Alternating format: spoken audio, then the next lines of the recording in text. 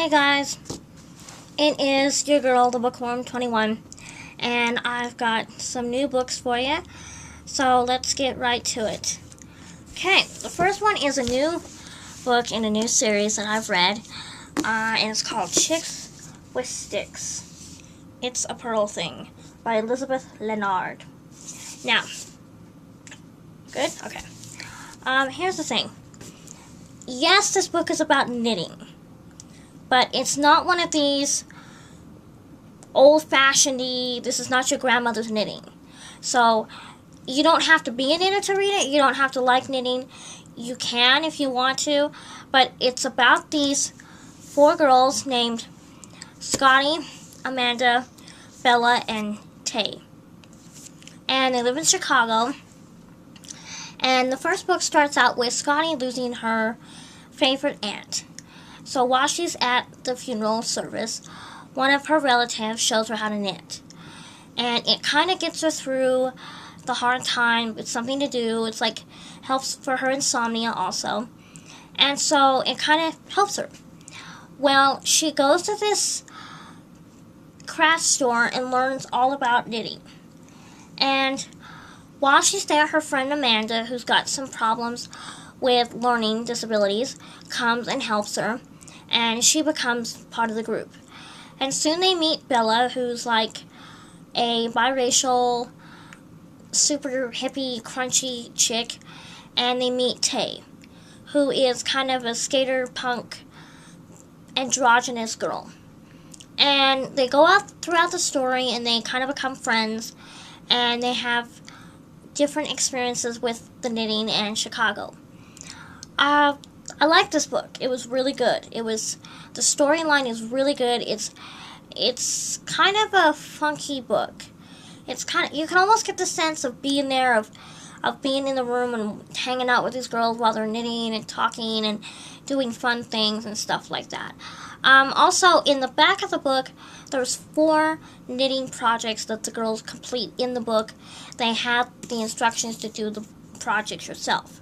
If you want to do them, fine. If you don't, you don't have to. I really liked it, and I think you would too.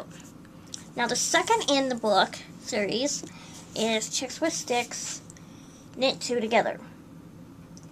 Okay, this one is, well, things are kind of changing for the girls. They start to get their first boyfriends. They develop their own little group because in the first book, the knitting lady closes down the store, so they develop their own little craft area. And it's kind of a coming-of-age story where things are uncertain. Is the group going to break up? Is it not? But obviously, there's one more book in the series, so obviously they don't. I like this book too. It's a little more, you can kind of start seeing their flaws. They're not these perfect, happy, shiny kids. They do have some crafts in the back of this one also. So I think you would really like the series and to check it out. And yes, I'm reading the last in the series. I really would hope she would write more because they're really good. So, because in the third one, it kind of ends that way. But maybe they could pick it up somewhere. So, check it out. Let me know what you think. Now, let's see what... I have to look at how many books are in the series of this sucker. And it is 1, 2, 3, 4, 5, 6, 7, 8, 9, 10. Okay, 11. Cerulean Sins, Lowercase Hamilton. Yes, I know you're waiting for me to talk about this, so here it is. The 11th book in the series. Hardback. Okay. Well, here's the deal with this one. Okay. So much is going on with Anita. Well, the council's come to town.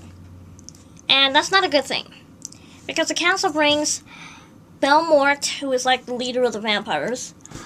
Anita calls her Mommy Noir, or the Eternal Darkness, or Mommy Dearest. She brings in Musette, who's kind of her enforcer. Musette's a bitch. Let's be real, okay? She is. She wants to take Asher back. And Anita's not having that, so Anita takes Asher to her bed. Can you say threesome? I think you can, because you do. It is very hot. we finally realize now Anita's got the Ardor, which is like her sexual succubus spirit inside her. So she has to feed that with blood or sex every couple of hours. Her and Jason get freaky. Her and Richard don't, which is a sad thing. But they're trying to work out their differences.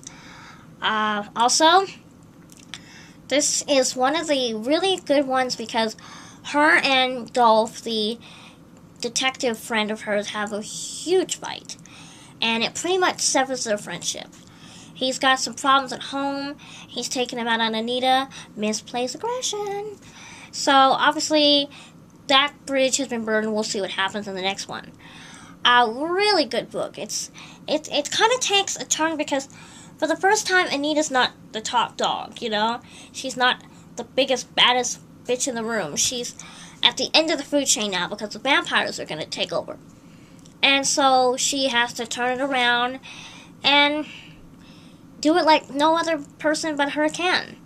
So definitely check it out. I think you would love it because the series is awesome. So until then, keep reading because you know I will. Bye.